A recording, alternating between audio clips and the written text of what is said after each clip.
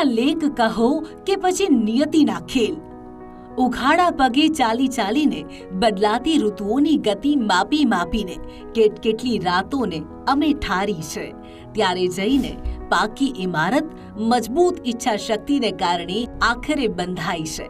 પ્રધાનમંત્રી આવાસ યોજના થકી હવે અનેક પરિવારો પાકી છતની નીચે આશરો લેતા થયા છે અને આ તમામના સ્વપ્ન સાકાર થયા છે તો દેશના યશસ્વી વડાપ્રધાન શ્રીની સર્વાંગી વિકાસ નીતિને કારણે।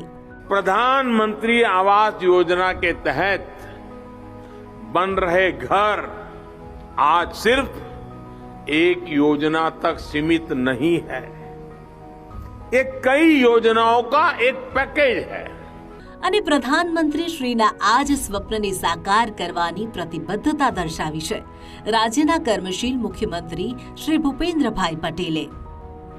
આપણે ઘણી બધી ક્યાંક ને ક્યાંક ઝૂંપડા જોયા, કાચા ઝૂંપડા હોય, વરસાદ હોય, તડકો હોય, વધારે પાણી આવે, કેવી રીતે રહેવું એ મુશ્કેલી બને, અને આ બધાનો વિચાર કરી અને દરેકના માથે છત કેવી રીતે આપી શકાય અને એ છત આપવા માટે પ્રધાનમંત્રી આવાસ યોજનાની શરૂઆત કરી। આમ આવાસ યોજના થકી ન માત્ર આદિજાતિ વિસ્તારના પાકા મકાન બંધાયા છે, બલકે લોકોનું જીવન ધોરણ પણ હવે પહેલા કરતા ઘણું બદલાયું છે। મારું પહેલાં કાચું ઘર હતું, ત્યારે વરસાદ આવે ત્યારે બહુ પાણી ટપકતું હતું અને વાવાઝોડામાં પેલા નળિયાને ઉડી જતું હતું, ત્યારે બહુ તકલીફ પડતી હતી। મારી યોજના બનાવી એમાં અમને લાભાર્થ મળ્યો એટલે અમને આનંદ છે, હવે ખૂબ ખૂબ આનંદ છે। પહેલાં બહુ તકલીફ પડતી, હવે તકલીફ નહીં પડે, આનંદમાં રહેતા છે।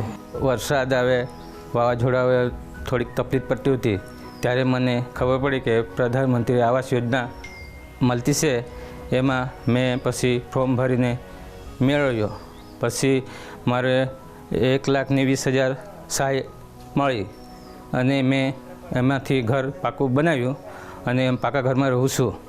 હકદારને હક મળે અને સૌને સન્માન, બસ આ જ નીતિ પર ચાલે છે અડીખમ ગુજરાત। જય જય ગરવી ગુજરાત।